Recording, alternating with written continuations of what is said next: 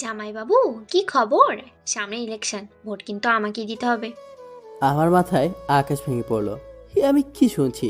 আমি বললাম, কি বললা তুমি? বলছি আমি নির্বাচন করছি, ভোট আমাকেই দিতে হবে। তুমি নিশ্চয়ই মজা করতেছো। মজা করার কি আছে, আমি সত্যি নির্বাচনে দাঁড়াচ্ছি। তুমি না এসব ছেড়ে দিয়েছো? ওসব তো করেছি তোকে বিয়ে করার জন্য, তোকে বিয়ে করে ফেলেছি, এখন আমাকে আর কে দেখে? আমি এখনো নীলার কথা বিশ্বাস করতে পারছি না, কিন্তু নীলা সিগারেট টানছে এটা সত্যি। লাস্ট কয়েকদিনে আচরণ সন্দেহজনক মনে হয়েছিল। তাহলে কি সত্যি নীলা আগের মতোই রয়ে গেছে? এখন রাস্তায় রাস্তায় ঘুরে বেড়াবে? নীলা বলল, কি রে, কি ভাবছিস? সিগারেট খাবি? নে ধর। আমি সিগারেটটা হাত থেকে নিয়ে ফেলে দিলাম। এই কাজ করার পর নীলার মুখ রাগে লাল হয়ে যায়। বসা থেকে উঠে এসে আমাকে চড় মারলো। তোর কত বড় সাহস, তুই আমার হাত থেকে সিগারেট ফালাই দিছস? জানিস আমি কে? আমি এই এলাকার বড় আপু। তাড়াতাড়ি সিগারেট ধরিয়ে আমার মুখে দে। আমি তাড়াতাড়ি সিগারেটটা ধরিয়ে নীলার মুখে দিলাম। নীলা বলল, শোন, তুই তো বলেছিলি বিয়ে করতে, বিয়ে না করলে ভবিষ্যৎ অন্ধকার, তাই আমি সেটাই করলাম। বিয়ে করলে তো স্বামীর কথা মানতে হবে। তাই এখন আমি তোমার স্বামী, তোমার আমার কথা মানতে হবে। মানবো না, কি করবি? অনেক কিছু। আমাকে কিছু করলে তোর হাত পা ভেঙে সারা জীবনের জন্য লোলা বালিয়ে দেব। আমি ভাবলাম নীলা এখন তার পাওয়ার দেখাচ্ছে, অহংকারে তার মাথা ঠিক নাই। আমি বললাম, শোনো, আমার বোধ হয় তোমার মাথা ঠিক নাই, তোমার লম্বা একটা ঘুম দরকার। আমি সম্পূর্ণ ঠিক আছি। আমি যদি চেয়ারম্যান হই তাহলে কত মানুষ আমাদের সম্মান করবে, তাই না? আমার এত সম্মান দরকার নাই। তোমাদের প্রকৃত সম্মান কোথায় জানো? ওকে ওকে, আমি আর শুনতে চাই না। নীলা, তোমার কি হয়েছে? কি সুন্দর কথাবার্তা ছিল তোমার, কথার মধ্যে আলাদা একটা জাদু ছিল। হঠাৎ করে সব পাল্টে গেল। আমার বোধ হয় তোমার মাথা ঠিক নাই, এখন তোমার ঘুম দরকার। কি? আমার মাথা ঠিক নাই? এই বলে ঠাস করে আমাকে চড় মেরে দিল। ব্যথার কারণে কাঁদি নাই, কষ্টের কারণে চোখ দিয়ে পানি চলে আসলো। আমি নীলার পায়ে ধরে বললাম, নীলা আপু, তুমি আমাকে মেরে ফেলো, কিন্তু আমার মা বাবার সাথে কটু কথা আর খারাপ ব্যবহার করো না। ওকে, পাচার। না, তুমি ওয়াদা করো আমার কথার বিরুদ্ধে গেলে তাদের সাথে নরম ভাষায় কথা বলবা। ওকে বলবো। আমি খেয়াল করলাম নীলার পায়ে ধরাতে নীলা কেমন যেন মোচড় দিয়ে উঠল। যতক্ষণ পায়ে ধরে রেখেছিলাম ততক্ষণ বড় বড় শ্বাস নেয়। আমি পা ছেড়ে এক কোণায় গিয়ে বসলাম। কিছুক্ষণ কোনো কথা বললাম না। আমি বললাম, আমার ঘুম ধরেছে, আমি ঘুমে যাই। এসব গয়না কে খুলবে? কেন, তোমার হাত আছে না? আমি একটা বালিশের খেতা নিয়ে নিচে শুয়ে পড়লাম। নীলা বলল, উপরে শো। না, তোমার সাথে শোবো না। কেন? চিন্তা ভাবনা করে দেখো। আমি এই বলে বিছানা করে শুয়ে পড়লাম। নিচে কার্পেট আছে, বালিশ আর খেতা দিয়ে শুয়ে পড়লাম। আপু দোলাবাই কম্বল দেয় নাই, ভেবেছে আজ রাতে এমনিতেই গরম থাকবো, কম্বল লাগবে না। আমি নিয়ত করলাম যতদিন পর্যন্ত নীলা আমার কথা মতো চলবে না ততদিন আমি নীলার শরীরটা টাচও করব না। আর যদি বেশি বাড়াবাড়ি করে তাহলে আমি অন্য ব্যবস্থা করব। ভেবেছিলাম আজ নীলার 27 বছরের জীবনের একটা কষ্টের ইতি ঘটতে যাচ্ছে, কিন্তু না, সেই কষ্টটা আরও দীর্ঘমেয়াদী হলো। নীলার মুখটা আমার চোখে ভাসছে, মনে চাচ্ছে এখন গিয়ে মনের ইচ্ছে মতো কিস করি, কিন্তু সেটা সম্ভব না। যেদিন পর্যন্ত আমার পায়ে ধরে মাপ না চাইবে ততদিন পর্যন্ত কোনো স্পর্শ নাই। যদি পরকীয়া করে করুক, পরের দিন অন্য মেয়ে নিয়ে আসবো। যেহেতু 27 বছর কোনো পরকীয়া করে নাই, মনে হয় না সামনেও করবে। এসব কথা ভাবতে ভাবতে কখন যে ঘুমিয়ে পড়লাম। সকালবেলা ঘুম থেকে উঠে দেখে নীলা আমার পাশে আমাকে জড়িয়ে ধরে ঘুমিয়ে আছে বিছানার ওপর। আমি সাথে সাথেই উঠে পড়লাম। নীলাও উঠে পড়ে বলল, কি হলো, উঠে পড়লি কেন? তোমাকে কে বলেছে আমার সাথে শুতে? আমার মন চাইছে তাই। থাকো তুমি তোমার মন নিয়ে। আমি চলে গেলাম ওয়াশরুমে। ওয়াশরুম থেকে বের হয়ে টেবিলে পড়তে বসলাম। কিছুক্ষণ পরে মা ডাক দিল খেতে যেতে। খাইতে গেলাম। মা জিজ্ঞেস করলো, নীলা কই? আসে নাই? না। আসবে না। মা আমার রুমে গেল, গিয়ে নীলাকে নিয়ে আসলো। আমি খাওয়া দাওয়া করে চলে গেলাম। একটা কথা বললাম না, খেয়ে চলে আসলাম। বিছানায় শুয়ে মোবাইল টিপছি। নীলা চা আনলো আর বলল, এনে চা। টেবিলে রাখো। আমি বাইরে যাব। যেখানে মনে চায় চাও, আমাকে জিজ্ঞেস করার কি আছে? দেখলাম নীলা রেডি হয়ে বাইরে চলে গেল। আমি ওর পিছে পিছে বের হলাম, কারণ সে আমার বউ। সবচেয়ে বড় কথা হলো আমি তাকে ভালোবাসি। নীলা এলাকায় কয়েকজন ছেলের সাথে দেখা করলো, তাদের সাথে অনেকক্ষণ কথা বললো। আবার নীলা বাড়ি থেকে হাঁটা তুললো। আমি দোকানে গিয়ে সিগারেট ধরাইলাম, খেয়ে বাসায় আসলাম। দেখি নীলা ঘর ঝাড়ু দিচ্ছে। আমি বিছানায় শুয়ে পড়লাম। নীলা আমার দিকে আর চোখে তাকাচ্ছে, দেখে আমি কিছু বলি কিনা।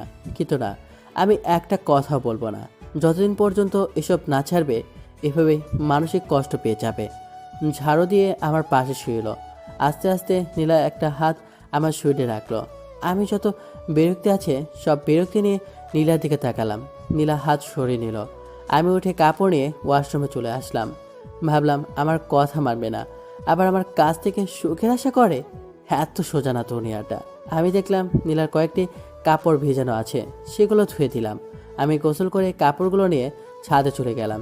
ছাদে গিয়ে কাপড় লেড়ে আসলাম। এসে দেখি নীলা ওয়াশরুমে গোসল করছে। আমি টেবিলে বসে বই ঘাঁটছি। ভাবছি এক রুমে দুই মানুষ, একজন আরেকজনের সাথে কথা বলে না। নীলা ওয়াশরুম থেকে গোসল করে বের হলো নতুন এক শাড়ি পরে, যেটা দেখে আমার মাথা পুরো খারাপ হয়ে গেল। নীলা কাপড় এড়ে বিছানায় বসে চুল আঁচড়েতেছে, আর আমি লোবাতুর দৃষ্টিতে নীলা দিকে তাকিয়ে রইলাম। আর তার কোমরের একাংশ দেখা যাচ্ছে। আমি কাঁচতে কাঁচতে বাথরুমে চলে গেলাম। আধা ঘন্টা পর বের হলাম। বের হয়ে দেখি জমিয়ে মার সাথে আড্ডা দিচ্ছে। দিনটা কেটে গেল। সারাদিন কেউ কারোর সাথে কথা বলি নাই। রাতের বেলা আমি পড়তেছি, নীলা শুয়ে শুয়ে মোবাইল টিপছে। কতক্ষণ পড়লাম জানি না। নীলা বলল, হইছে, আর পড়তে হবে না, এবার ঘুমা। তোমার বল লাগবে না। আমি আস্তে আস্তে বিছানায় শুয়ে পড়লাম। নীলা আমার পাশেই শুইল। আমি বললাম, নীলা, এসব নির্বাচনের কি দরকার আছে? চলো আমরা নিজেরা সুন্দর করে একটা সংসার করি। দেখ, নির্বাচন সম্পর্কে আমাকে কিছু জিজ্ঞেস করবি না, ওইটা তো বাইরে। এখন তো আমরা দুজনে একই আছি, একই সাথে, তাই না? এখনো তুমি আমার থেকে অনেক দূরে। এই বলে আমি বালিশ নিয়ে নিচে চলে আসলাম। আমি কি করব বুঝতে পারছি না। আজকে নীলাকে অনেক সুন্দরী দেখাচ্ছে। আমার মন বলছে এমন একটা মেয়েকে আমার মন চাচ্ছিল। কেন জানি মনে হচ্ছে সে কাছে থেকেও অনেক দূরে। মা বাবা যদি জানতে পারে নীলা নির্বাচন করবে, তাহলে কি যে হবে আল্লাহ জানে। সবচেয়ে বেশি কষ্ট পাবে মা। এর আগে নীলাকে আটকাতে হবে। কেমন জানি একটা আওয়াজ আছে, মনে হচ্ছে কেউ কাঁদছে। হ্যাঁ, নীলা কাঁদছে। বুঝেছি, নীলার কষ্টে কাঁদছে। আমি বুঝতে পারছি না কি করব। নীলার কাছে গিয়ে কি নীলাকে সান্ত্বনা দিব? চাইলেই সম্ভব, কিন্তু না, আমি তা করছি না। কাঁদুক, ইচ্ছে মতো কাঁদুক, বোঝুক তার জীবনে আমি কতটা গুরুত্বপূর্ণ। অনেকক্ষণ হয়ে গেল, এখনও কাঁদছে। এখন আমার নিজেরও খারাপ লাগছে। আমি উঠে নীলার শরীরে হাত রেখে বললাম। নীলা সাথে সাথে আমাকে জড়িয়ে ধরলো। আমিও জড়িয়ে ধরলাম নীলাকে। দেখি নীলার চোখে পানি। আমি মুছে দিলাম। নীলার শ্বাস আমার মুখে আসে। তার শরীর থেকে মিষ্টি একটা গন্ধ আসে। আমি ভাবলাম আর আগানো যাবে না। আমি ঘুমের বান করে সারা শরীর ভার ছেড়ে দিলাম বিছানায়। নীলা আমাকে জড়িয়ে ধরে ঘুমিয়ে পড়লো। তারপর আমিও ঘুমিয়ে পড়লাম। সকালবেলা উঠে দেখি নীলা আমাকে জড়িয়ে ধরে শুয়ে আছে। আমি উঠে আস্তে আস্তে ওয়াশরুমে চলে গেলাম। বের হয়ে দেখি নীলাও উঠে গেছে। আমি পড়তে বসলাম। পড়ে খাওয়া দাওয়া করে ভার্সিটি চলে আসলাম। ভার্সিটি অনেকেই জানে না আমি যে বিয়ে করেছি, আর আমি কারোর সাথে এতটা ক্লোজও না। আমার ফ্রেন্ড বলতে সবাই, আবার কেউ না, যে সময় যাকে কাজে লাগে। ভার্সিটি শেষ করে বাসায় আসলাম। এসে দেখি বাবা চলে এসেছে। আমি আমার রুমে গেলাম। দেখি নীলা বাসায় নেই। আমি মাকে জিজ্ঞেস করলাম নীলা কোথায়। মা বলল আমি যাওয়ার সাথে সাথে বের হয়েছে, যে আর আসেই নাই। বাবা আমাকে ডেকেছে। আমি বাবার কাছে গেলাম। আব্বা বলল, মুরাদ, আমার চাকরির মেয়াদ শেষ হয়ে যাবে আগামী মাসে। ভালো হয়েছে। এখন কতদিন বিশ্রাম নেন? বিশ্রাম নিলে তোরা খাবি কি? তোরও তো কোনো চাকরির ব্যবস্থা হয় নাই। হুম। শোন, আমার মাথায় একটা বুদ্ধি এসেছে। তোর মার সাথে এই বিষয়ে কথা বলেছি। তোর মা হ্যাঁ বলেছে। কি? আমার চাকরির মেয়াদ শেষ হলে পেনশনের যে টাকাটা পাবো সেটা দিয়ে আমি দেশের বাড়িতে একটা বাড়ি করি আর বাজারে একটা দোকান নিয়ে বসি। আমার তো সারা জীবন ভাড়াটিয়া থেকে গেছি। আমি ভাবলাম কথাটা খারাপ না। এদিকে আগামী মাস আসতে আর 6 দিন বাকি, আর নির্বাচন আসতে আরও 2 মাস বাকি। নীলার বাবা আমাকে অনেক টাকা ক্যাশ দিয়েছে। আমি একটা টাকাও নিতে চাই নাই। কোচিতে আমাকে দিয়েছে নীলাকে বিয়ে করার জন্য। সেখান থেকে টাকা দিলে বাড়িতে একটা বাড়ি আর একটা ব্যবসা সুন্দর করে আসবে। আর এদিকে বাবা মাও জানবে না যে নীলা নির্বাচন করছে। আমিও লেগে যাব চাকরির খোঁজে। এসব কিছু চিন্তা করে বললাম, আপনার বুদ্ধিটা ভালো। আপনার পেনশনের টাকা দিয়ে সব কিছু হবে? দেখি হয় কি না, না হলে ধার করতে হবে। ধার করা লাগবে না, শ্বশুর বাড়ি থেকে যে টাকা পেয়েছে সেটা দিয়ে হবে। ওকে। তোমার অফিসের চাকরির কোনো পোস্ট খালি আছে? না। তাহলে আমি আগামীকাল থেকে লেগে পড়ি চাকরি খোঁজে। তাই কর। আমি রুমে এসে ভাবতে লাগলাম নীলা কোথায় গেল। নীলা মার কাছে ফোন দিলাম। হ্যালো আম্মা, কেমন আছেন? ভালো বাবা, তুমি কেমন? ভালো। আম্মা, নীলা বলছিল বাড়ির কাছে এক বান্ধবীর বাসা যাবে। সে কি আপনার এখানে এসেছে?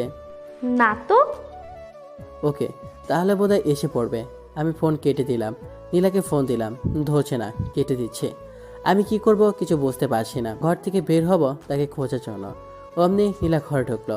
আমি বুঝলাম না, আর বললে কি হবে, সে তো আমার কথা শুনবেই না।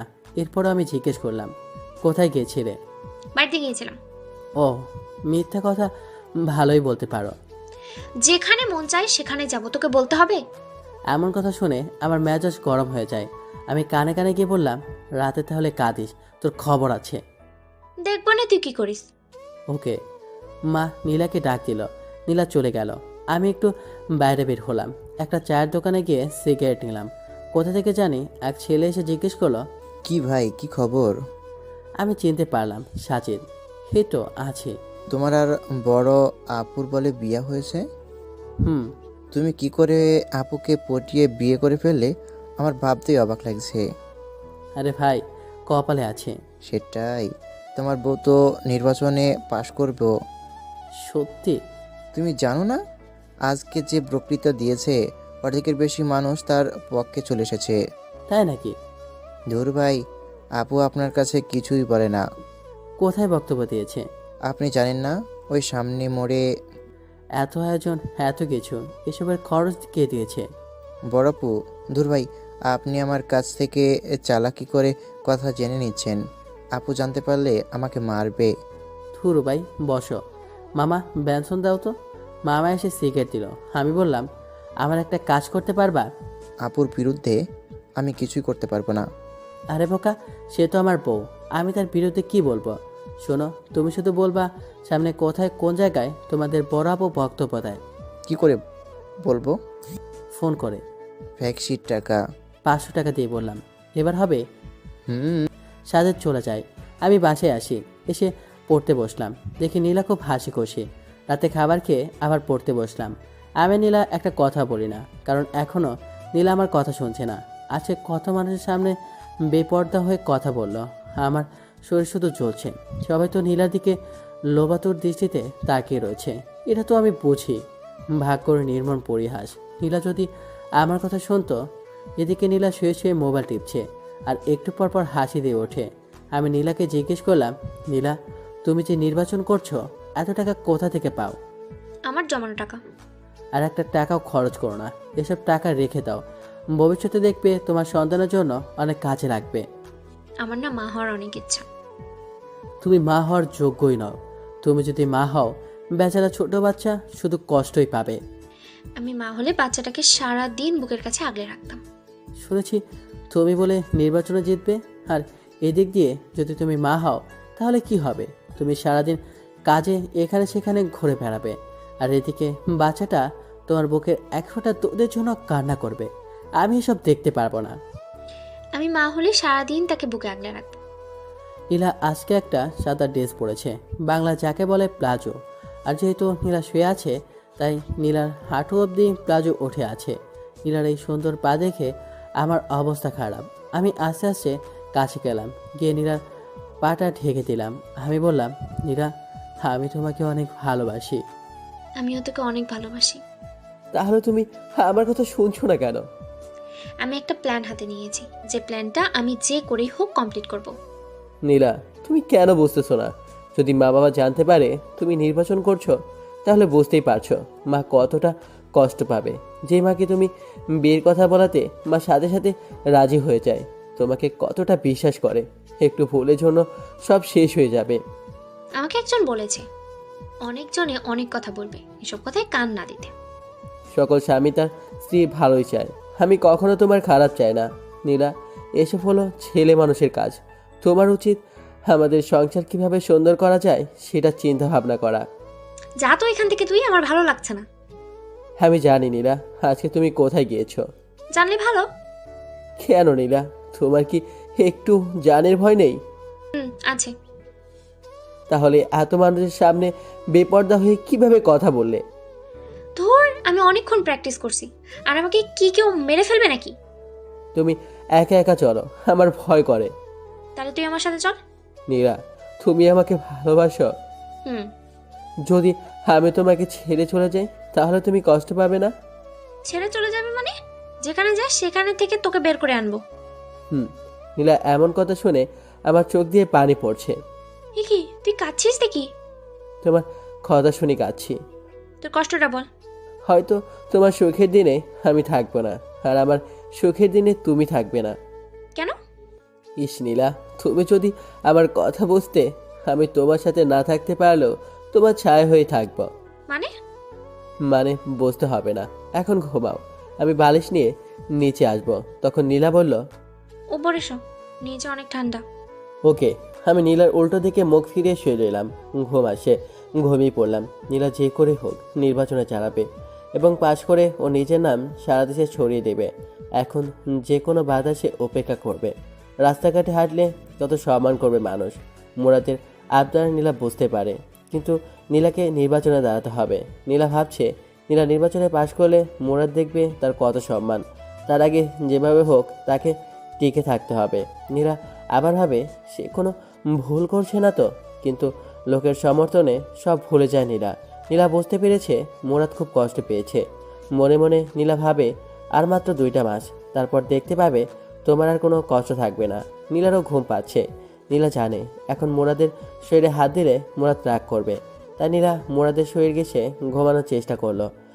আস্তে আস্তে নীলা মুরাদের শরীরটা জড়িয়ে ধরলো এবং শেষমেশ মুরাদকে জড়িয়ে ধরে ঘুমিয়ে পড়ল। সকালবেলা ঘুম থেকে উঠে দেখে মুরাদ পড়ছে। নীলা অনিচ্ছা থাকা সত্ত্বেও মুরাদকে কেন জানি পেছন থেকে জড়িয়ে ধরলো। মুরাদও নীলার হাতটা নিয়ে নীলার হাতে চুমু খেলো। আর কিছুক্ষণ পর নীলা ওয়াশরুমে চলে আসলো। একেবারে গোসল করে বের হলো। ছাদে কাপড় লাড়তে যাবে। 3তলা থেকে 4তলায় উঠলো।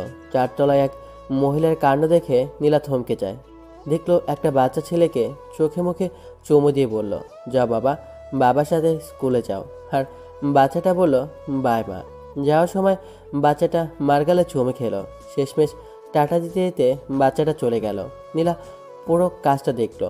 দীর্ঘ একটা শ্বাস ফেলে মনে মনে বলল, ইস, আমার যদি এরকম একটা বাচ্চা থাকতো। পেটের দিকে হাত দিয়ে পেটের মধ্যে হাত বুলিয়ে দেয় নীলা। মুরাদ, তুই কেন বুঝতে পারিস না আমার মনের কথা? আমাকে একটা বাচ্চা দে, কসম করে বলছি, তার কোনো কষ্ট আমি হতে দেব না। নীলা আবার ভাবে, মুরাদ হয়তো ঠিকই বলছে, এসব তো ছেলে মানুষের কাজ। আমার কাজ তো ঘরের ভিতর। আমি 2-3টা বাচ্চা নিয়ে সুখে ঘর করব। নীলা নিচে এসে দেখলো মুরাদ কলেজে চলে গেল। নীলা নিয়ত করে ফেলেছে এসব বাদ দিয়ে মুরাদের কথা মতো চলবে। নীলা ঘর থেকে বের হলো অফিসে গিয়ে নিজের পথ বাতিল করতে। বাসা থেকে বের হয়ে হাঁটা ধরলো। কিছুক্ষণ যাওয়ার পর কোথা থেকে জানি এক মেয়ে এসে বলল, আপু আপু আমার বাড়ির সামনে, প্লিজ আপু আমার সাথে একটা ছবি তুলেন।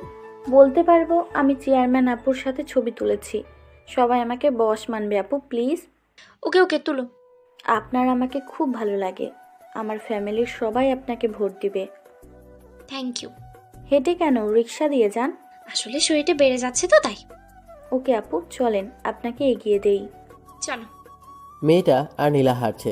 সামনে দিয়ে যে যায় সেই লম্বা করে একটা সালাম দেয়। নীলা হাসি মুখে তাদের বিদায় দেয়।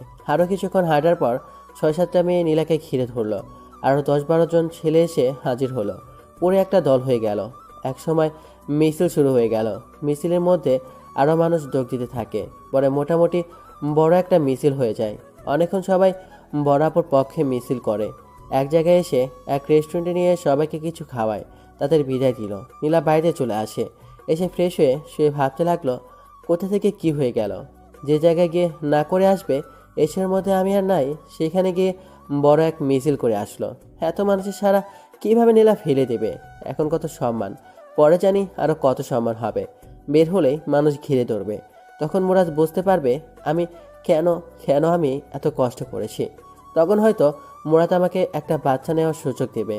আমি নীলার মনের ভিতর ঢুকে যাওয়ার চিন্তা ভাবনা করছি। নীলা সব কাজে রেসপন্স করব, কিন্তু আসল কাজটাই করব না। আমি বুঝতে পেরেছি এভাবে নীলার সাথে আর বেশি দিন থাকা যাবে না। ভার্সিটি থেকে এসে দেখে নীলা ঘুমাচ্ছে, তার মায়াবী মুখটা কি সুন্দর করে তাকিয়ে আছে। আমি অনিচ্ছা থাকা সত্ত্বেও নীলার কপালে চুমু খেলাম।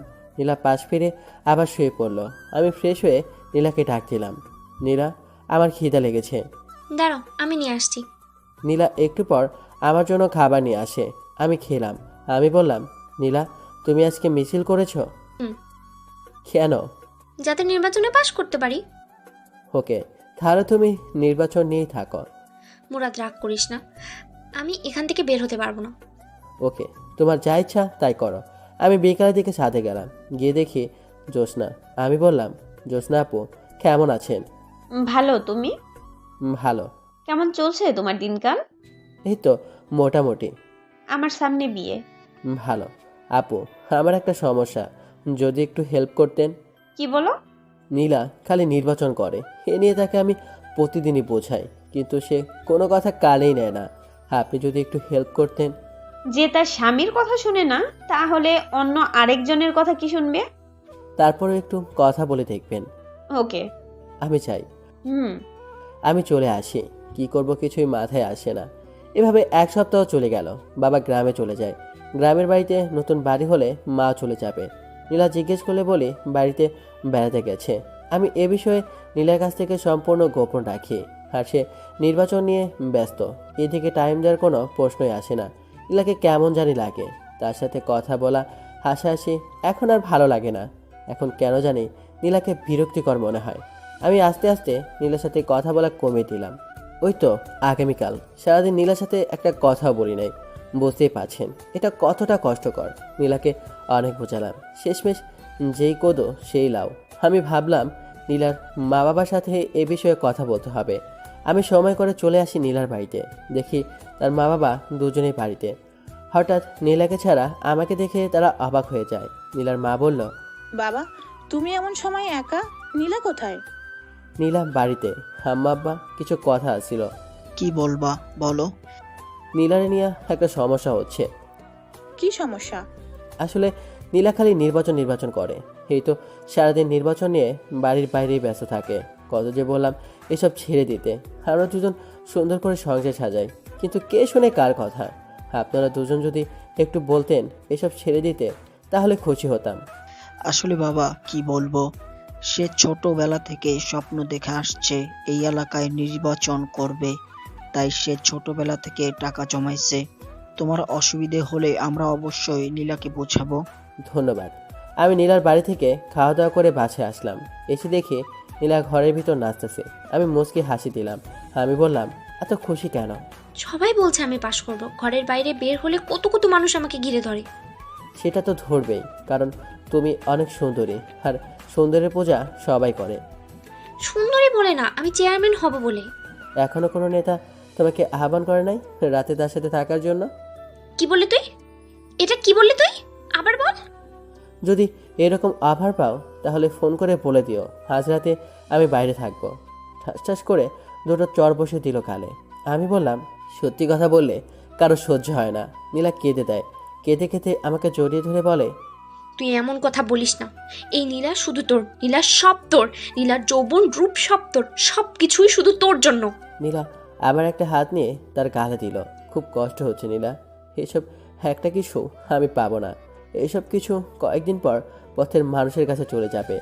এমন কথা মুখে আনিস না মুরাদ, আমি তোরে ভালোবাসি, তোকে ছাড়া আমি বাঁচবো না। তুই এমন কথা আর বলবি না। প্লিজ নীলা, তুমি এইসব ছেড়ে চলে আসো, প্লিজ প্লিজ। তোমার আর আমার জন্য সুন্দর একটা জীবন অপেক্ষা করছে, এইসব ছেড়ে দাও। নীলা কিছু বলছে না। আমি আস্তে আস্তে নীলার গালে ধরে নীলার ঠোঁটের কাছে আমার ঠোঁট নিয়ে আস্তে আস্তে লাগিয়ে দিলাম।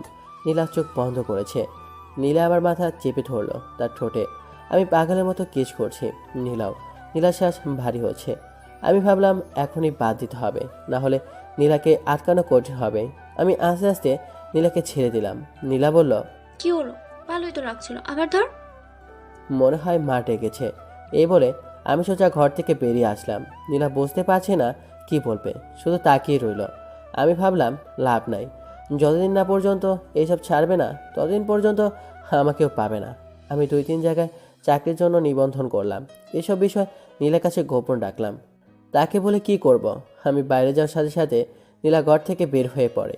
আর কি বলবো, এসব কিছু নীলার কাছে গোপন রাখলাম। আমি সোজা বাইরে চলে আসলাম। এসে সিগারেট খেলাম, খেয়ে রুমে ঢুকলাম। রুমে ঢুকলে নীলা বলল, তুই আমার বাবা মার কাছে বিচার দিছিস কেন? মন চেয়েছে। দেখ, আমাকে নিয়ে প্রতি দোকানে এখানে সেখানে সব জায়গায় কথা হয়। তারা বলে আমি জিতলে এলাকার উন্নতি হবে, এলাকায় শান্তি থাকবে। এসব মানুষের কথা আমি কি করে ফেলে দিতে পারি? আমি চাইতে পারবো না। ভালো, তোমার যদি মনে চায় করো, মনে থাকে জানো। পরে যখন কেঁদে কেঁদে আমাকে জোরে চিল্লায় চিল্লায় ডাকবে তখন আমাকে পাশে পাবে না। নীলা, তুমি এখন বাচ্চা মেয়ে না, ভালো মন্দ বিচার করার বিবেক তোমার মাথায় আছে। হায় রে কপাল আমার, আমারই দোষ। কেন যে সুন্দরীতে পাগল হলাম। যদি জ্যোৎস্নাকে অথবা তানহাকে বিয়ে করতাম তাহলে কতই না সুখী হতাম। এই বলে রুম থেকে বের হয়ে আসলাম। সোফায় এসে টিভি দেখতে লাগলাম। কিছুক্ষণ পর মা এসে বলল আগামীকাল বাবা আসবে। দিনটা কেটে গেল, নীলার সাথে আর কথা বলি নাই। পরের দিন বাবা এসেই আমাকে ডাকা শুরু করলো। আমি গেলাম বাবার কাছে, একটা কাগজ ঢিল দিয়ে বলল, এইসব কি মুরাদ? আমি কাগজ ধরে দেখি নির্বাচনের পোস্টার। তার মানে বাবা জেনে গিয়েছে নীলা নির্বাচন করছে। বাবা আবার বলল, তোর বউ কোথায়? আস্তে বাবা, আমার কথা শোনো। কি শুনবো? আমি জানি নীলা নির্বাচনে দাঁড়াচ্ছে। কি বললি তুই? নীলা নির্বাচনে দাঁড়াচ্ছে? তার সাহস কত? তার মাকে ফোন দে। এমন অলক্ষী মেয়ে আমাদের দরকার নেই। শোনো, আমি তোমাদের বুঝিয়ে বলি বাবা, আমি জানি না যে নীলা নির্বাচনে দাঁড়াচ্ছে। বাসর রাতে সে আমাকে বলে, তখন যা হওয়ার হয়ে গেছে, এখন তো আর কিছুই করে নাই। আমি নীলাকে অনেক বোঝালাম, কিন্তু কে শুনে কার কথা। আব্বা মা যা হওয়ার হয়ে গেছে, তোমরা কোনো টেনশন করো না, আমি বিষয়টি দেখছি। তোর বউ যেন আমার সামনে না পড়ে। ওকে, আমি দেখছি। আমি চলে আসলাম, দেখি নীলা চুপচাপ বসে আছে আর আমার দিকে আর চোখে তাকাচ্ছে। আমি হাসি মুখে বললাম, তোমাকে কিছু বলবো না, তোমার যা মনে চায় তাই করো। নীলা কিছু বললো না। আমি চুপচাপ বেলকনি দিকে বাইরে তাকিয়ে রইলাম। নীলা আমার পাশে এসে দাঁড়ালো আর বলল, তোকে আমি কষ্ট দিতে চাইনি মুরাদ। আমার কষ্ট তো কিছুই না, মার বাবা অনেক দুঃখ পেয়েছে তোমার এই অপ্রত্যাশিত কাজে। সরি। সরি বলে কি লাভ? সরি বললে কি আর তুমি এইসব থেকে ফিরে আসবে? তুমি তো বুঝতেই পারছো না, সবাই তোমাকে কি সম্মান করবে, বলবে দেখ দেখ চেয়ারম্যানের জামাই। সব ছেলেরা তোমাকে দেখে হিংসে করবে। নীলা, তুমি এখনো ছোট রয়ে গেছো। আমার জায়গায় যদি অন্য কেউ থাকতো তাহলে এতদিনে কি? চেয়ারম্যান হয়ে যেতে। আমি যে ভালো সেজন্য তোমাকে বাধা দিচ্ছি। শোনো, এখন তুমি গিয়ে আমার মার কাছে আর বাবার কাছে মাপ চাইবা, বলবা আর আমি নির্বাচনে দাঁড়াচ্ছি না। বলবো না। বলবা না? না না না। আমি আমার হাত উঠালাম চর দিতে, কিন্তু কোনো এক টানে আর পারলাম না চর মারতে। নীলা বলল, মারলি না চর? দেখতাম তোর কত সাহস। এখন যদি আমি একটা ফোন করি তাহলে শত শত ছেলে চলে আসবে। আমি চাইলে তোকে মেরে বুড়িগঙ্গার নদীতে ফেলে দিতে পারি। আমি মোবাইল দিয়ে বললাম, এই নাও, এখন তোমার ছেলেদের ফোন দাও, তারা আসুক, এসে আমাকে মেরে বুড়িগঙ্গায় ভাসিয়ে দিক। তুই কি ভাবছ আমি পারবো না? তুমি আবার না পারতে পারো। আমি কানে কানে গিয়ে বললাম, পারলে করে দেখা। আমি সেখান থেকে চলে আসলাম। আমার আর ভালো লাগছে না। এখন থেকে আর নীলার সাথে শুবই না। আজ 1 সপ্তাহ হলো নীলার সাথে শুই না। আমি আমার মতো, নীলা নীলার মতো। এদিকে আমার চাকরির ইন্টারভিউর জন্য কল আসলো। এদিকে বাবা মা চলে গেল গ্রামের বাড়িতে। যাওয়ার আগে নীলাকে কয়েকবার বললাম বাবা মার কাছে মাপ চাইতে, কিন্তু কে শোনে কার কথা। এখন আমি আর নীলা একা। আমি ইন্টারভিউ দিলাম। আমার আগের রেজাল্ট ভালো ছিল বলে চাকরিটা হয়ে গেল, কিন্তু সমস্যা একটাই, বাসা থেকে অনেক দূরে। আমি সকালে যাই, বিকালে আসি। নীলা ভাবে আমি ভার্সিটিতে যাই। কিছুদিন পর সন্ধ্যার সময় বাসায় ঢুকলাম, দেখি নীলার 5 জন ছেলে 1 জন মেয়ে বসে আড্ডা দিচ্ছে। তাদের একজনের হাতে সিগারেট, নীলাও সিগারেট খাচ্ছে। আমি ঘরে ঢুকলে নীলা বলল, এ হলো আমার স্বামী মুরাদ। মাঝখান থেকে একজন ছেলে বলে উঠল, বড় আপু, আপনি বিয়ে করে ফেলেছেন, আমরা তো জানি না। আসলে সবই কপাল। আর মুরাদ কিন্তু খুব ভালো ছেলে, কেউ তার সাথে বেয়াদবি করবে না। ওকে আপু, আপু আমাদের কাজটা বুঝিয়ে দেন। নীলা আমাকে বলল, মুরাদ, তুই একটু ঘরে যা। ওকে। আমার মাথা পুরো গরম হয়ে আছে, কিছু বলবো না তাকে। আমি ভাবলাম এভাবে আর চলতে পারে না। আরে আমারও তো একটা সম্মান আছে। চেয়ারম্যান হওয়ার পর সবাই বলবে দেখ দেখ চেয়ারম্যানের জামাই, কিন্তু সেটা বলবে চিৎকারি করে। ভাবলাম আজ নীলাকে শেষবারের মতো বলবো, তারপর অন্য কোনো রাস্তা দেখতে হবে। নীলা তাদের সাথে কথা বলে অনেকক্ষণ। এ ফাঁকে আমি তাদের জন্য হালকা নাস্তা নিয়ে যাই। নীলার অহংকারের শেষ নাই। নীলা তাদের ছোটোখাটো মিটিং শেষ করলো। আমি পড়তে বসলাম। রাতে খাওয়ার জন্য নীলা আমার জন্য বাইরের খাবার আনে। আমি খেলাম। ভাবলাম আজ একসাথে শুই। আমি শুলাম তাড়াতাড়ি, কারণ সকালে অফিসে যেতে হবে। দেখি নীলা মোবাইল টিপছে। আমি বললাম, নীলা বলো। মোবাইল রাখো। ওকে বল। নীলা, তোমার নির্বাচন আর কতদিন আছে? আর মাত্র 15 দিন। ভালো, তোমাকে শেষবার ওয়ার্নিং দিচ্ছি। তুমি কি এখান থেকে বের হতে পারবে? না, কতবার বলবো? তাহলে শোনো, এসব ছেলে পেলে নিয়ে ফ্ল্যাটে আসবে না। কেন? আমি না করেছি তাই। ওকে, তোমার যা ইচ্ছা। আমি বিছানায় শুয়ে ঘুমিয়ে পড়লাম। পরের দিন সকালে উঠে গেলাম অফিসে। অফিস শেষ করে অফিসের আশেপাশে বাসা খুঁজতে লাগলাম। আর মুরাদের একই ঘ্যান ঘ্যান আর ভালো লাগে না। প্রতিদিন একই বিষয় নিয়ে কথা বলে। ভালো হয়েছে তার বাবা মা চলে গেছে, নাহলে কত বাধার সম্মুখীন হতে হতো। মুরাদকে নীলা অনেক ভালোবাসে, সেজন্য নীলা এত অসম্মানের পরেও মুরাদের কাছে পড়ে রয়েছে। কিন্তু নীলা বুঝতে পারছে না মুরাদের কি হয়েছে। কিছুদিন ধরে মুরাদ নীলার সাথে খুব ভালো ব্যবহার করছে, খুব হাসি খুশি, সব কাজে রেসপন্স। নীলা বুঝতে পারলো মুরাদ তাহলে এতদিনে সব কিছু বুঝতে পেরেছে। ওই তো সেদিন নীলা মিটিং করে আসতে দেরি হয়েছিল। মুরাদ এগিয়ে গিয়ে নীলাকে নিয়ে আসে। শীত বলে দুজন এক চাদরের ভিতরে একজন আরেকজনকে জড়িয়ে ধরে বাসে আসে, যা দেখে নীলার খুব ভালো লাগে। এ মাসের শেষ কয়েকদিন নীলা মুরাদকে জড়িয়ে ধরে ঘুমায়। মুরাদের প্রতি নীলার ভালোবাসা অনেক বেড়ে যায়। কিন্তু এইসব কিছুর ইতি ঘটল ওই দিন দুপুরে ঘুম থেকে উঠলে দেখলো মুরাদের বই কাপড় চোপড় কিছুই নেই, আর টেবিলের ওপর একটা চিঠি পেল। নীলা উঠে পুরো রুম দেখলো, তেমন কিছুই নেই। কয়েকটা বই আর কিছু কাপড় চোপড় পরে আছে, সেগুলো পুরাতন। আলমারি খুলে দেখলো মুরাদের কিছুই নেই। তাহলে কি মুরাদ চলে গেল কোথাও? নীলা জোরে জোরে মুরাদ মুরাদ বলে ডাক দিল। তার শব্দ আবার ফিরে আসলো। পুরো ফ্ল্যাট চেক করলো, প্রয়োজনীয় সব কিছুই আছে। নীলা আস্তে আস্তে চিঠির কাছে আসলো। নীলার বুকটা কাঁপছে। মুরাদ কি চলে গেছে? আগে মোবাইল নিয়ে কল করলো মুরাদের নাম্বারে, ফোন বন্ধ। এবার চিঠি কাছে এসে চিঠি হাতে নিয়ে নীলা কাঁপা কাঁপা হাতে চিঠি খুলে পড়তে লাগলো। চিঠিতে লেখা আছে, নীলা, আমি কোনো চিঠি লিখছি না, যাতে করে উত্তর দিতে পারো। নীলা, একটা কথা তো জানো, স্বাধীনতা অর্জন করার চেয়ে রক্ষা করা কঠিন। আমার ক্ষেত্রে সেটাই হয়েছে। আমি তোমাকে খুব ভালোবেসেছিলাম, কিন্তু সেটা ধরে রাখতে পারিনি। নীলা, আমি তোমার সাথে মোটামুটি অনেক সময় কাটিয়েছি। নীলা, তুমি যখন বলতে আমি কোথাও চলে গেলে আমাকে যেখান থেকে পারো ধরে নিয়ে আসবে, তখন আমার খুব অহংকার হতো। হারলে আবার কি হবে? আমার একই কথা, নির্বাচন করো না। সেই রকম কথা তোমাকে শুনতে আর হবে না। আমি চলে গেলাম। এখন তুমি নির্বাচনে বেশি ফোকাস করতে পারবে। দোয়া করি নির্বাচনে পাশ করে এলাকার উন্নতি করতে পারো। সবাই একটা চেয়ারম্যান থেকে এটাই আশা করে, আর সবসময় গরিব দুঃখীদের পাশে থাকবে। দেখবে তুমি ভালো একটা চেয়ারম্যান হতে পারবে। নীলা, আমি দুঃখিত, আমি ভালো একটা স্বামী হতে পারিনি, তোমার কথায় রাজি হতে পারিনি।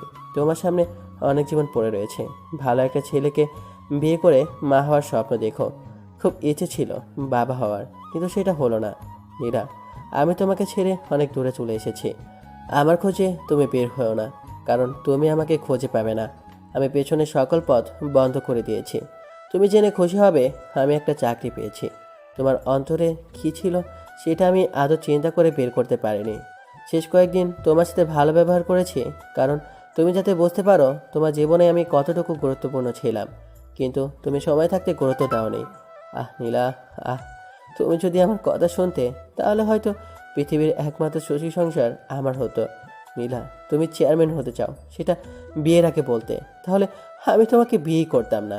কারণ আমি সিম্পল একটা মানুষ, একটা সুখের সংসার দেখতাম।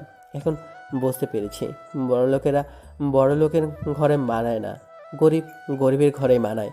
বড়লোক যখন গরিবের ঘরে যায় তখন শুরু হয় সমস্যা। সেটা হয়েছে তোমার আর আমার মাঝেও। তুমি দেখতে বড় হওয়ায় স্বপ্ন, আর আমি বেশি দেখতাম সিম্পল জীবনযাপনের। তোমার স্মৃতি হিসেবে তোমার দেওয়া চরগুলো থাকবে আমার সাথে। আর হ্যাঁ, অবশ্য নামাজ পড়বে। পাশ কর নির্বাচনে পাশ করতে পারো সেজন্য দোয়া করবে। আমিও দোয়া করি তুমি ভালো একটা চেয়ারম্যান হও।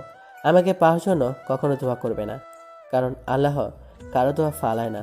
সর্বশেষ বলবো, তুমি ভালো একটা স্বামী নাও, মা হওয়ার স্বপ্ন দেখো, আর ভালো একটা চেয়ারম্যান হওয়ার চেষ্টা করো। আর তোমার বাবার দেওয়া টাকাগুলো আমার বালিশের নিচে আসে। আসসালামু আলাইকুম নীলা, আর আমার বউ, আমার ভালোবাসা, সারা জীবন সুখে থেকো। নীলা চোখে পানি, চিঠি অনেকখানি ভিজে গেছে। নীলা কি করবে বুঝতে পারছে না। এখন কেমন যেন একা একা লাগছে। আরেকবার নীলার মনে হচ্ছে ভালো হয়েছে। খালি খালি সারাক্ষণ ঘ্যান ঘ্যান করতো। নীলা আস্তে আস্তে চোখের পানি মুছল, বিছানায় এলিয়ে চিন্তা করতে লাগলো। এখন আমি কি করব? বাড়িতে চলে যাব? বালিশের তলে হাত দিয়ে দেখে টাকা, অনেক টাকা। নীলা কেমন যেন ভয় ভয় করছে। নীলা একা এই বাসায় থাকতে পারবে না। মুরাদ বলেছে চাকরি পেয়েছে। কোথায় পেয়েছে সেটা জানতে হবে। সেটা জানতে পারলে তার ঠিকানা বের করা যাবে।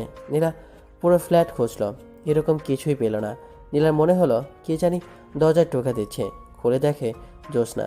জ্যোৎস্নাকে দেখে নীলা হামা করে কেঁদে উঠল, আর জ্যোৎস্নাকে জড়িয়ে ধরল। জ্যোৎস্না বলল, নীলা, কাঁদছো কেন?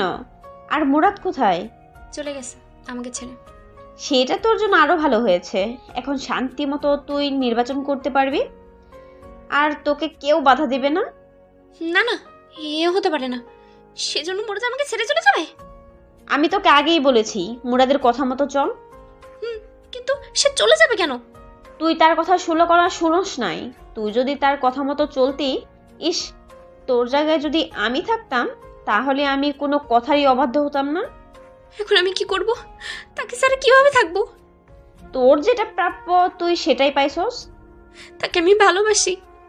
এমন ছেলেও পাওয়া যায় বউয়ের কারণে বাড়ি থেকে চলে যায়। আমি তাকে ছাড়া থাকতে পারবো না। তাকে আমি অনেক কষ্ট দিয়েছি। আল্লাহ, তুমি তাকে আমার কাছে ফিরিয়ে দাও। শোন, সে মনে হয় আর আসবে না। তুই এখানে থাকতে পারবি না। ঘন্টা তিনেক আগে আমার কাছে মুরাদ গিয়েছিল, তারপরে এই কাগজটা আমার কাছে দিয়ে যায়। কাগজে কি আছে শুনবি? বল। জ্যোৎস্না আপু, তুমি আমার একটা কাজ করে দিও। আমি চলে যাচ্ছি নীলাকে ছেড়ে। নীলা তো এখানে একা থাকতে পারবে না, আর যদি থাকে তাহলে বলবেন কাউকে সাথে নিয়ে থাকতে, কারণ রাতে বুঝতে পারবে রাতটা তার জন্য কতটা নিষ্ঠুর। নীলা যদি চলে যায় তাহলে ফার্নিচারগুলো নিচে দেওয়া ঠিকানায় পাঠিয়ে দিন। আর কিছু টাকা আছে? না, আমি এখানেই থাকবো। শেষমেশ মুরাদের আমি এই ঘরটা নিয়েই বেঁচে থাকতে চাই। আমি শিওর মুরাদ আমাকে অনেক ভালোবাসে। সে একদিন ফিরে আসবে। সে একদিন ফিরে আসবেই। সেটা তোর কপাল। তার আগে তোকে নির্বাচন থেকে বেরিয়ে আসতে হবে। তোর নির্বাচনে আর কয়দিন আছে? আর 13 দিন। এখন থেকে নিয়ে বাকি দিনগুলো তুই আমার সাথে থাকবি রাতে। ওকে, পরে দেখি। আমি যাই, মনে হয় মা ডাকছে। একটু পর একেবারে চলে আসিস। ওকে। জ্যোৎস্না চলে গেল। নীলা ফুপিয়ে ফুপিয়ে কাঁদতে লাগলো। ভাগ্য জোরে অফিসের পাশে একটা ব্যাচেলার ফ্ল্যাট পেয়ে যাই, সেখানে উঠি। ভাবলাম আজ সব কিছু সমাপ্তি হলো। নীলাকে ভালো লাগতো, কিন্তু নীলার নির্বাচন ভালো লাগতো না। আমি যে রুমে সিট নিলাম সেই রুমে আরও দুজন আছে। তারা দুজন চাকরিজীবী, তাই আমাদের ফাজলামো করার কোনো প্রশ্নই আসে না। যাই হোক, পরের দিন সকালে অফিসে গেলাম। আমার মুখ থেকে হাসি নামক শব্দটি উধাও হয়ে গেছে। অধিকাংশ সময় আমি নীলাকে নিয়েই চিন্তা করি। হিলে এসেছি, আবার কোনো ফুল করিনি তো? যদি কোনো অঘটন ঘটিয়ে ফেলে? কিছু ভালো লাগছে না। অফিসে কত মানুষ হাসাহাসি করে, আমি সারাক্ষণ আমার কাজ নিয়ে ব্যস্ত থাকি। সারাক্ষণ নীলার মুখটা সামনে ভাসে। অফিসের ম্যানেজার সবাইকে ডাক দিল, আমিও গেলাম। আমিও গিয়ে পিছনে এক কোণায় দাঁড়িয়ে রইলাম। এক একজনের এক এক কাজ দিয়ে বিদায় করছে ম্যাডাম। এক একজনকে এক এক কাজ দিয়ে বিদায় করছে ম্যাডাম।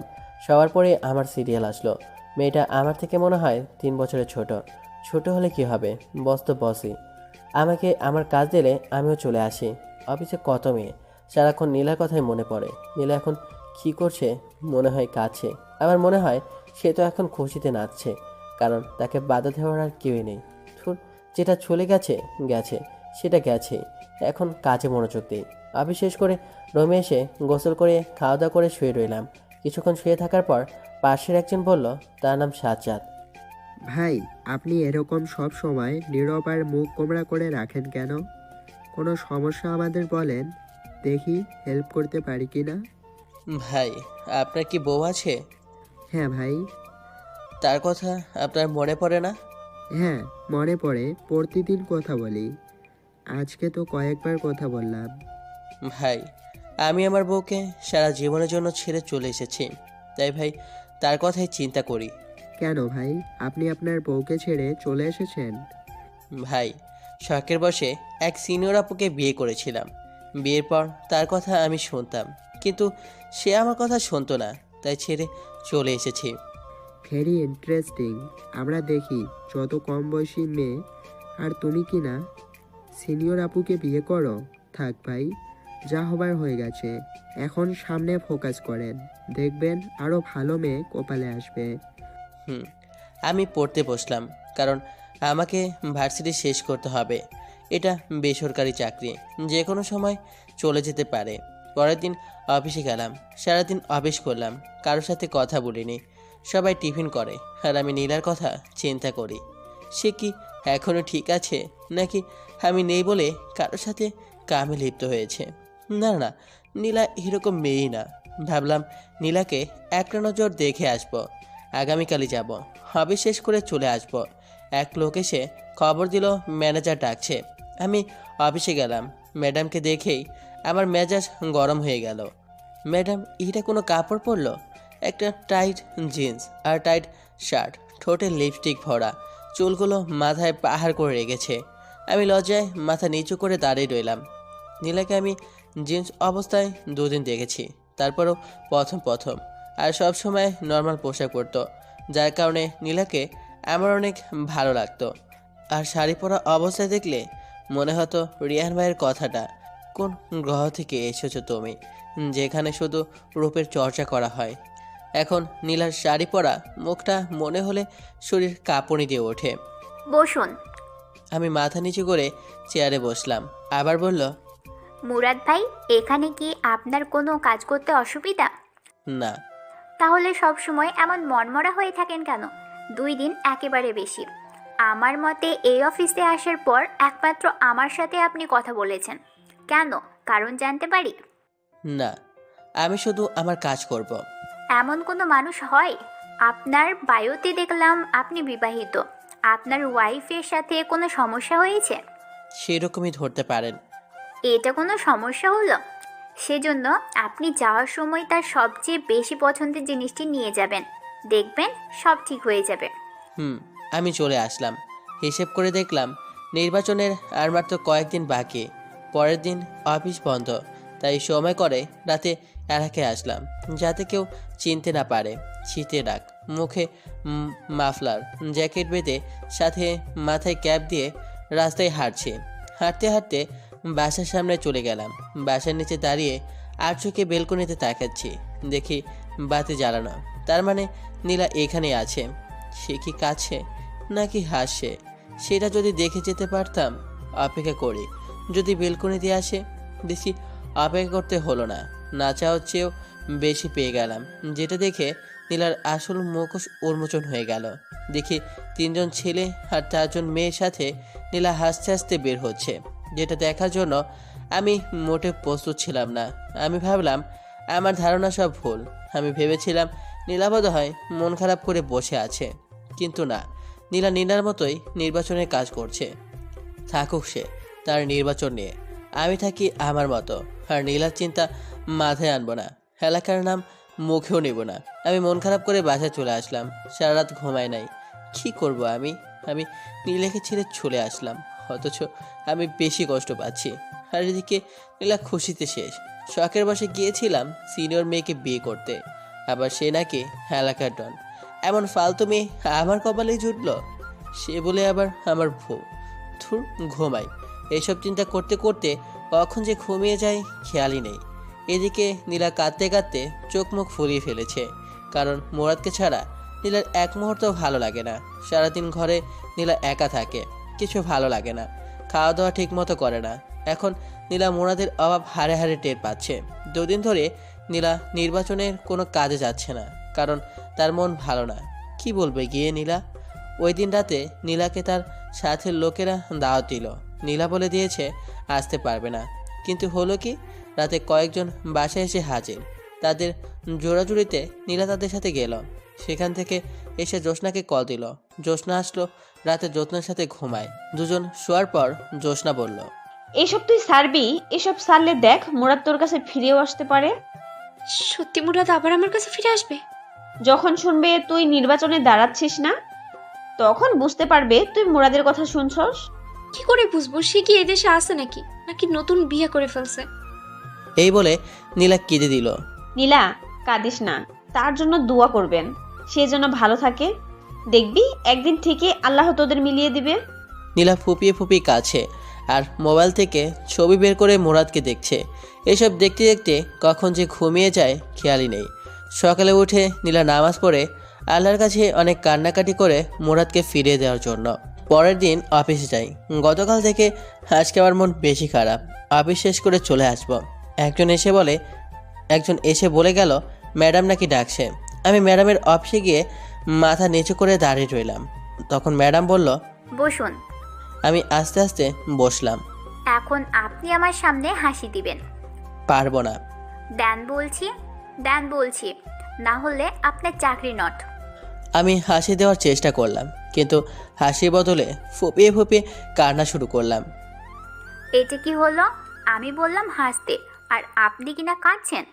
প্লিজ কাঁদবেন না, প্লিজ। এই নিন টিস্যু। টিস্যু নিয়ে আমি চোখ মুছলাম। তখন ম্যাডাম বলল, এক্স্যাক্টলি আপনি আপনার সমস্যা আমাকে খুলে বলবেন। হুম। আপনার ওয়াইফ কি মারা গেছে? না, তবে বেঁচে থেকেও আমার সাথে নেই। আমি বুঝছি। যান, আপনাকে কিছুদিন ছুটি দিলাম, বউকে নিয়ে কোথাও তো ঘুরে আসুন। আমি চলে আসলাম, কিন্তু পরের দিন আমি অফিসে যাই। ম্যাডাম অবাক হয়ে যায়, কিন্তু কিছু বলল না। আমি হিসেব করলাম নীলার নির্বাচন হতে আর সপ্তাহ 7 দিন বাকি আছে। কিছু ভালো লাগছে না, কেন জানি মন চাচ্ছে নীলাকে আরেক নজর দেখতে। ধুর, আবার বেহে এমন। আমি আর নীলার কথা মনেই আনবো না। ভাবলাম আরেকটা বার দেখে আসি, এটাই শেষ। পরের দিন রেডি হয়ে রাতে বের হলাম। কিছুক্ষণ জার্নি করার পর এলাকায় পা রাখলাম। আমার উদ্দেশ্য বাসার নিচে দাঁড়িয়ে তার হাসি মুখটা দেখে চলে আসব। বাসার কাছে চলে আসলাম, এমন সময় একটা নারীর চিৎকার শুনতে পেলাম। আমি আস্তে আস্তে হেঁটে আরও কাছে গেলাম। চিৎকার চেনা চেনা লাগছে। কাছে গিয়ে দেখি এটা তো নীলা। আমার সারা শরীরে একটা হিমশীতল স্রোত বয়ে গেল। দেখি 4 জন ছেলে নীলাকে ঘিরে ধরেছে। একজন বলছে, তুই নির্বাচন করবি? শালিকে ধর, তার নির্বাচনের স্বাদ মিটিয়ে দেই। ভাবলাম তারা বিপক্ষ দলের কেউ। একজন ছেলে নীলার দিকে আগাচ্ছে। আমি বুঝতে পারছি না নীলাকে তারা কি করবে। দেখি ওড়না টান দিয়ে সরিয়ে দিতে চাইল। আমার মাথায় রক্ত উঠে গেল। ভাগ্যবশত আমার পাশে একটা বেলচা ছিল। আমি মুখটা ভালো করে ঢেকে নিলাম যাতে নীলা না বুঝতে পারে। বেলচা নিয়ে আগালাম। যেহেতু চারদিকে অন্ধকার, তাই একদিক থেকে ওধাও হলাম। যে নীলার ওড়নাটা টান দিয়েছিল তার পিঠে গিয়ে আঘাত করলাম। শালা জোরে আটকা চিৎকার দিয়ে নিচে শুয়ে পড়ল। আমি আবার অন্ধকারে চলে গেলাম। আমি তাদের দেখছি, কিন্তু তারা আমাকে দেখছে না। তারা সতর্ক হয়ে গেল। আমি জায়গা পরিবর্তন করে আরেকটার পিছনে গিয়ে তার পায়ে আঘাত করলাম। সেও চিৎকার করে শুয়ে পড়ল। আমি আবার অন্ধকারে চলে গেলাম।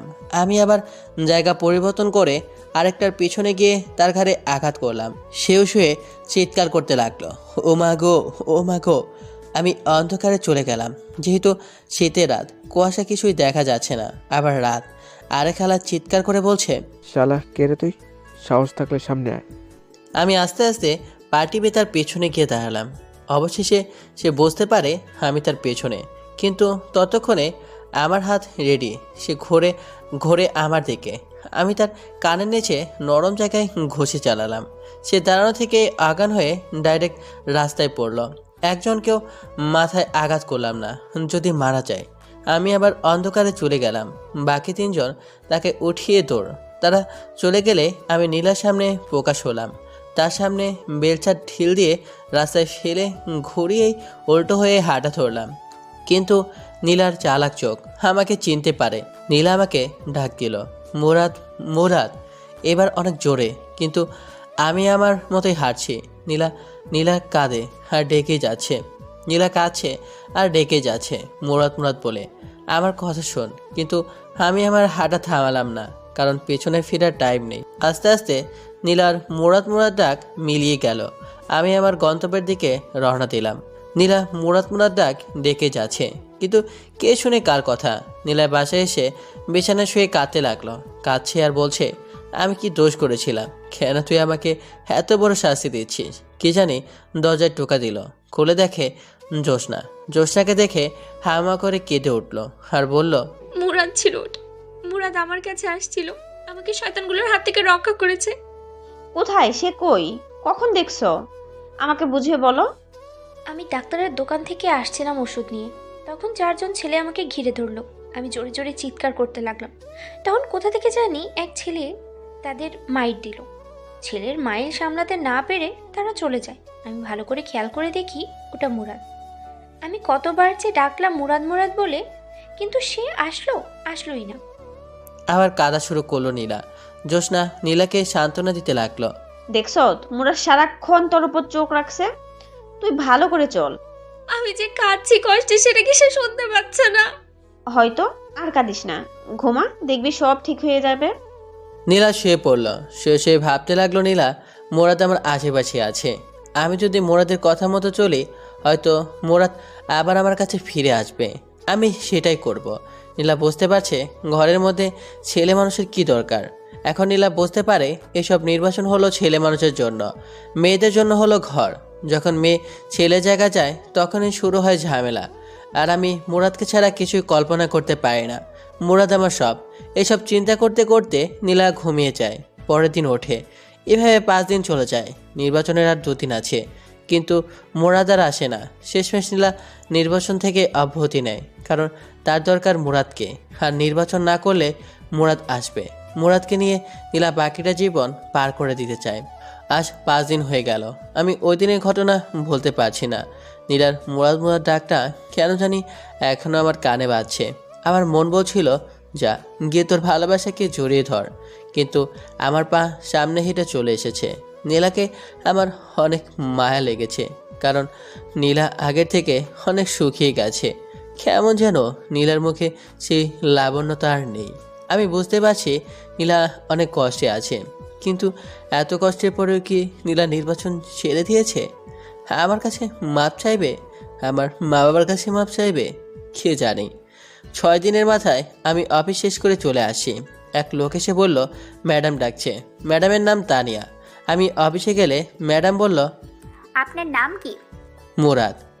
আপনার ওয়াইফের নাম কি? সেটা না বললে হয় না? বাড়ি কোথায়? নরসিংদী। ওকে যান। আমি ম্যাডামের কাজ কারবার কিছুই বুঝলাম না। নির্বাচনের 2 দিন পর গেলাম এলাকায় শিওর হতে নীলা নির্বাচনে পাশ করেছে কিনা। আমি এলাকায় ঢুকে এক লোককে জিজ্ঞেস করলাম, ভাই এ এলাকার চেয়ারম্যান কে? আগে যে ছিল সে। মানে তাহলে আপনাদের বড় আপু নির্বাচনে পাশ করে নাই? আরে ভাই আর বললেন না, কত আশায় আছিলাম বড় আপুর পাশ করলে এলাকার অনেক উন্নতি হবে, কিন্তু হলো কি নির্বাচনের 2 দিন আগে বড় আপু নির্বাচন থেকে অব্যাহত নেয়। পরে আর কি হবে, আগের যে আছে সে পাশ করে। লোকটাকে ধন্যবাদ দিয়ে চলে এলাম। ভাবলাম তাহলে নীলা এতদিনে আমার কথা শুনেছে, কিন্তু সে সময় থাকতে শোনেনি। অতএব আমি আর নীলার কাছে যাচ্ছি না। এদিকে নীলা একা হয়ে গেল, কারণ জ্যোৎস্নার বিয়ে হয়ে গেছে। নীলা রাতে কিভাবে থাকবে? বাড়িতেও নীলা কিছু বলে নাই। নীলা ভাবলো সারা রাত মুরাদের কথা চিন্তা করে কাটিয়ে দেবে।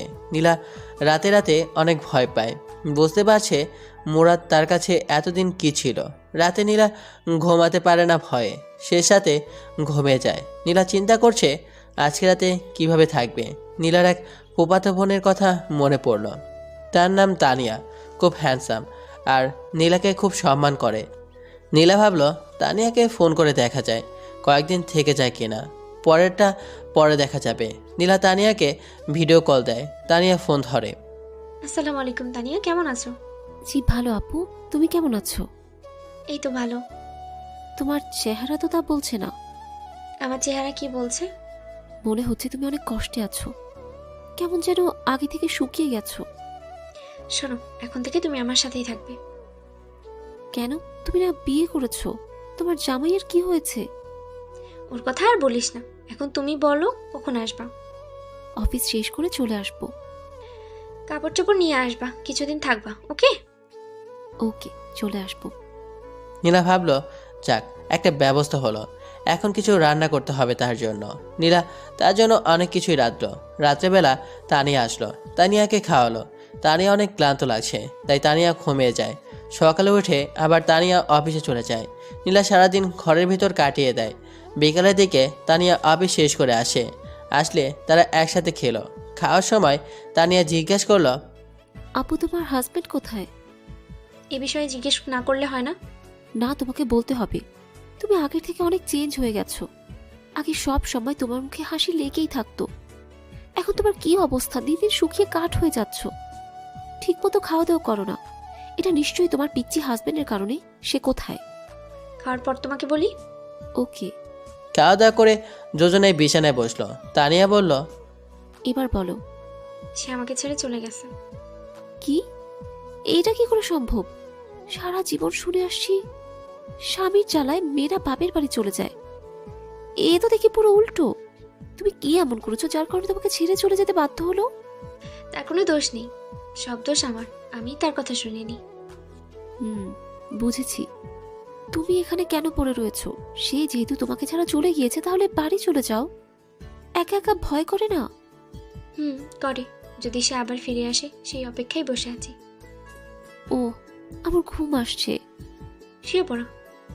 তানিয়া শুয়ে পড়লো। নীলাও শুয়ে পড়লো। তানিয়া জিজ্ঞেস করলো, আপু, তোমার হাজবেন্ডের নাম কি? মুরাদ। তার বাড়ি জানি কোথায়?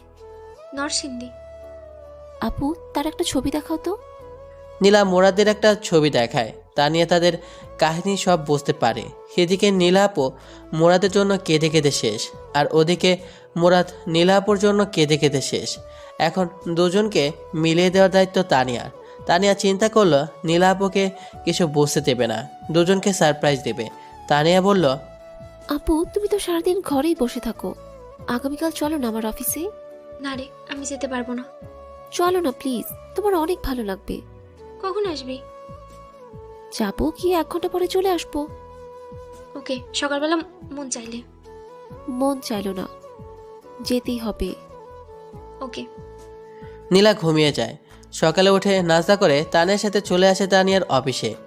অফিসে গিয়ে তানিয়া যে অফিসে কাজ করে সেখানে নিয়ে গিয়ে বসালো। তখন তানিয়া বলল, আপু, তুমি একটু বসো, আমি আসছি। ওকে, তোরা তাড়াতাড়ি চলে আসিস। ওকে। একটু বসলো নীলা। কে জানি অফিসে প্রবেশ করলো। নীলার পাশের চেয়ারে বসলো। নীলা মাথা নিচু করে বসে আছে, ভালো লাগছে না।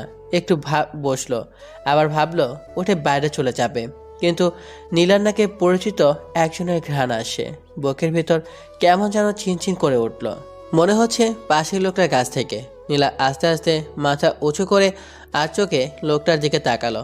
তাকে অবাক হয়ে গেল, এ তো দেখি মুরাদ। নীলা নিজের চোখে বিশ্বাস করতে পারছে না, পাশে বসা ছেলেটা মুরাদ। নীলা কেন জানি বিশ্বাস করতে পারছে না পাশে বসা ছেলেটাই মুরাদ। শিওর হতে মুরাদ বলে ডাক দিল। মুরাদ মুরাদ ডাকে আমার ঘুম ভেঙে যায়। স্বপ্নে দেখতেছিলাম নীলা আমাকে ডাকছে। চোখ খুলে দেখি সাজ্জাদ ভাই ডাকছে আর বলল, ভাই কখন থেকে ডাকছি, ওঠেন না। ভাই স্বপ্ন দেখছিলাম। আমি বুঝছি, স্বপ্নে দেখছিলা বউ তোমাকে ডাকছে, সেই জন্য উঠতে মন চায় না। আপনি কি করে বুঝলেন? ভাই এমন আমার অনেক হয়েছে। অভিজ্ঞতা আছে আপনার। আমি ফ্রেশ হয়ে খেয়ে অফিসে চলে আসলাম। একটু পর একজন এসে বলল তানিয়া ম্যাডাম ডাকে। আমি অফিসের সামনে আসতে একজন বলল ভিতরে গিয়ে বসতে, ম্যাডাম আসবে। আমি ভিতরে ঢুকে দেখি এক চেয়ারে একটা মেয়ে বসে আছে। আমি মেয়েটার দিকে না তাকিয়ে চুপচাপ বসে পড়লাম। অনেকক্ষণ হয়ে গেল, ম্যাডাম আসছে না, কিন্তু কেমন যেন একটা ঘ্রাণ আমার নাকে আসে। কেন জানি মনে হচ্ছে এটা নীলা শুলের ঘ্রাণ। তার মানে পাশের মেয়েটা নীলা। আমি তাকাতে যাব, কিন্তু ততক্ষণে মেয়েটা মুরাদ বলে ডাক দিল। আমি তাকিয়ে দেখি আসলেই তো নীলা। আমি যেন একটা শখ খেলাম। আমি কি বলবো কিছুই বুঝতে পারছি না, শুধু তাকিয়ে রইলাম। নীলাও আমার দিকে তাকিয়ে রয়েছে, কিছু বলছে না। অনেকক্ষণ পার হয়ে গেল। আমি খেয়াল করলাম নীলার মুখের রং পাল্টে যাচ্ছে। নীলা চেয়ার থেকে উঠে আমার শার্টের কলা ধরে কষিয়ে 2টা চড় দিল। আমি ফ্যাল করে তাকিয়ে রইলাম, মুখে কথা বলার শক্তিও হারিয়ে ফেললাম। নীলা অফিসের দরজা আটকে দেয়। বুঝতে পারছি আজকে আমার খবর আছে। দীর্ঘ 1 মাস পর আমাকে পেয়েছে হাতে নাতে। এত সহজে তো আমাকে ছাড়বে না। নীলা লাফ দিয়ে আমার মাথা ধরে টেনে নিচে নামালো, আমাকে নুয়ে আমার পিঠে মারতে থাকে আর বলতে থাকে, বল বল কেন আমাকে ছেড়ে চলে আসলি? বল কেন আমাকে ছেড়ে চলে আসলি? বল আমি কি দোষ করেছিলাম? বলছি প্লিজ আর মেরো না। তুই না আমাকে ছেড়ে চলে আসছস, তাহলে বেঁচে আসছিস কেন? তোমার কারণে। মিথ্যা কথা। তাহলে এতদিন আসস নাই কেন? কারণ তুমি আমার কথা শোনো নাই। সেই জন্য চলে আসবি তুই? পিঠে আরেকটা কিল দিয়ে আমাকে জড়িয়ে ধরলো আর কাঁদতে লাগলো। তখন আমি বললাম, কাঁদছো কেন? এখন তো আমাকে পেয়ে গেছো। এটা তো সুখের কান্না। আমি ভাবতে পারি নাই আমি চলে যাবার পর তুমি এতটা কষ্টে থাকবে। আমি ভেবেছিলাম তুমি আরও হাসি খুশিভাবে নির্বাচন কমপ্লিট করবে আর আমাকে সারা জীবনের জন্য হারাবে। আসলে তুই চলে যাওয়ার পর তোর মর্যাদা বুঝতে পারি। মুরাদ, তুই আমাকে ক্ষমা করে দে। আমি তোকে অনেক কষ্ট দিয়েছি। তুমি যদি প্রথমে আমার কথা শুনতে তাহলে হয়তো এতটা কষ্ট করতে হতো না। তুই আমাকে আবার ছেড়ে চলে যাবি? যদি আমার কথা না শোনো, ওকে। এখন আর কেঁদো না। তোমার শরীরে কি অবস্থা? কি সুন্দর পরীর মতো ছিল আমার নীলা, এখন শুকিয়ে কি হয়েছে? তোর জন্য আমার এই অবস্থা হয়েছে। তোমার ফার্স্ট কাজ হলো আমার মা বাবার কাছে ক্ষমা চাওয়া। সরি মুরাদ, তোর বাবা মাকে আমি অনেক কষ্ট দিয়েছি। বল কবে তোর গ্রামের বাড়িতে যাবি? সামনের সপ্তাহে। আমার গ্রাম অনেক ভালো লাগে। গিয়ে আমরা অনেক দিন থাকবো। হুম। আমি সরি, ওই দিন রাতে আমি তোমার ডাক সরিনি। ওই দিন যদি তুই না থাকতি তাহলে হয়তো আর আমাকে পেতি না। আমি পেয়েছি, তুমিও আমাকে পেয়েছো, আর কোনো কষ্ট নেই। আমি আমার কপাল নীলার কপাল একসাথে করলাম। নীলা চোখে পানি, আমার চোখেও পানি। আমি নীলার মাথায় ধরে আবার আমার বুকে টেনে নিলাম। নীলাও আমাকে জড়িয়ে ধরলো শক্ত করে। আবার নীলা কেঁদে দেয়। আবার যদি আমাকে ছেড়ে চলে যাস তাহলে আমাকে আর জীবিত পাবি না। ওকে, আমি তোমাকে ছেড়ে চলে যাব না, কিন্তু তুমি তোমাকে মারার অনুমতি দাও। আমাকে মেরে ফেলিস, তবুও আমাকে ছেড়ে চলে যাস না। প্রিয়জন পাশে না থাকার বেদনা আমি বুঝতে পেরেছি। এই তো লক্ষ্মী মেয়ে। আমি নীলার চোখ মুছে দিলাম, চেয়ারে বসলাম, দরজা খুলে দিলাম। একটু পর তানিয়া প্রবেশ করলো। আমি বুঝতে পারছি এসব তানিয়ারই কাজ ছিল। মনে মনে তানিয়াকে অনেক ধন্যবাদ দিলাম। তানিয়া এসে বলল, আপু, আমাকে আর তোমার সাথে থাকতে হবে না তো? নীলা হেসে বলল, আপাতত না, সময় হলে বলবো। সময়টা কখন? পেটে বাচ্চা হলে? যা শয়তান। ম্যাডাম, আপনি তো কিছুদিন আগে বলেছিলেন বউকে নিয়ে কোথাও ঘুরে আসতে। সেই ছুটিটা আমি আগামী সপ্তাহে চাই। মুরাদ ভাই, এটা কিন্তু ঠিক না। দিয়ে দাস না। আগামী সপ্তাহ, কিন্তু এখন না। যান, এখন মন দিয়ে কাজ করুন। আমি চলে আসলাম। আমি অবিশ্বাস করে নীলাকে নিয়ে শপিং মলে গিয়ে তার জন্য বোরকা কিনলাম। সেখান থেকে বোরকা পরিয়ে আমার মেসে গেলাম। গিয়ে নীলাকে সাজ্জাদ ভাইয়ের সাথে পরিচয় করিয়ে দিলাম। সাজ্জাদ ভাই নীলাকে কতগুলো উপদেশ দেয়, পরে একসময় সেগুলো বলবো আপনাদের। আমি আমার জোরের জিনিসপত্র নিয়ে বাসায় আসলাম। নীলাকে বোরকা পরা অবস্থায় আরও বেশি সুন্দর লাগে। নীলাকে বললাম বোরকা পরে ঘর থেকে বের হতে, আর আগের সব কিছু ভুলে যেতে, সামনে ফোকাস করতে। সে আমার কথায় সায় দেয়। বাসায় আসলে নীলা আমাকে রান্না করে খাবার দেয়। আমি খেয়ে দিয়ে আমি রুমটা গোছালাম যেভাবে আগের মতো ছিল। আমি নীলা রাতে বিছানায় শুইলাম। যেহেতু অনেকদিন পর, তাই নীলাকে শরীরে ধরতেই কেমন যেন লজ্জা লাগে। আমি ঘুমিয়ে গেলাম। সকালে সব লজ্জা চলে যায়। দেখি নীলা আমাকে জড়িয়ে ধরে ঘুমাচ্ছে আর মিষ্টি মুখটা আমার দিকে তাকিয়ে আছে। আমি নীলাকে ডাক দিলে সে উঠে ফ্রেশ হয়ে রান্না করে। আমি খাওয়া দাওয়া করে অফিসে চলে গেলাম। অফিস থেকে এসে দেখি নীলা একটা গোলাপি কালার শাড়ি পরেছে, যেটা দেখে আমার মাথা এমনি ঠিক নাই। তাও আবার তার শরীর থেকে মিষ্টি একটা গন্ধ আসে আর তার একাংশ দেখা যাচ্ছে। আমি কোনো চিন্তা না করেই তার কোমর ধরে তাকে টান দিয়ে বুকে আনলাম। তার মিষ্টি গোলাপি ঠোঁটে চুমুর প্রলেপ এঁকে দিলাম। অনেকক্ষণ নীলা আমাকে টেনে নিয়ে বিছানায় ধাক্কা দিয়ে ফেলে দেয় আর বলে, তুই না আমাকে অন্য একটা জগৎ থেকে ঘুরিয়ে নিয়ে আসবি, আমার শরীর আনচান সেখানে যাওয়ার জন্য। আমি বুঝতে পেরেছি নীলা কিসের কথা বলছে। আমিও এতদিন সেটার জন্য অপেক্ষা করেছি। আমি নীলার ঘাড়ে চুমু খেতে থাকি। আমি আস্তে আস্তে নিচে, বাকি কাজটুকু নীলাই সেরে ফেলে। ভাবলাম এত ফেতনার ভিতরেও নীলা নিজেকে সম্পূর্ণ ঠিক রেখেছে। আমরা সন্ধ্যার সময় শুইলাম, উঠলাম পরের দিন সকালে। নীলা বলল, এই জিনিসটা এত মজা, এত সুখ আগে যদি জানতাম তাহলে আমি তোর কথা কখনো অবাধ্য হতাম না। আমি আরো 10 বছর আগে বিয়ে করে ফেলতাম। তখন কিন্তু তুমি আমাকে পেতে না। তা ঠিক, এখন বলো কি খাবে? সেটা বলে দিতে হবে? না এখন আর না, আমি নাস্তা তৈরি করছি, খেয়ে দিয়ে অফিসে যাও। ওকে। আমি অফিসে চলে আসি। পরের সপ্তাহে আমরা গ্রামের বাড়ি আসি, সেখানে 1 সপ্তাহ থাকে। নীলা মা বাবার পায়ে ধরে মাপ চায়, নীলাকে ক্ষমা করে দেয়। সপ্তাহে একটা পরীক্ষা, তাই ভার্সিটির পরীক্ষা দিয়ে শেষ করলাম। আরও ভালো কোম্পানিতে চাকরির আবেদন করলাম, কিন্তু তানের রিকোয়েস্টে সেই অফিসেই থেকে গেলাম। কিন্তু আমার প্রমোশন হয়। আসা যাওয়ার জন্য নীলার বাবার কাছ থেকে একটা গাড়ি নেয় আমার জন্য। 1.5 বছর পর আমাদের একটা মেয়ে হয়, দেখতে নীলার মতোই হয়েছে। আসলে ভালোবাসা চেয়ে পাওয়া যায় না, ভালোবাসা দিতে হয়। ভালোবাসা দিলেই তুমিও ভালোবাসা পাবে। তো আল্লাহ হাফেজ, ভালো থাকবেন সবাই। আর অসুস্থতার কারণে গল্পটা দিতে একটু লেট হইলো, তো কিছু মনে করবেন না। সবাই ভালো থাকবেন। আল্লাহ হাফেজ।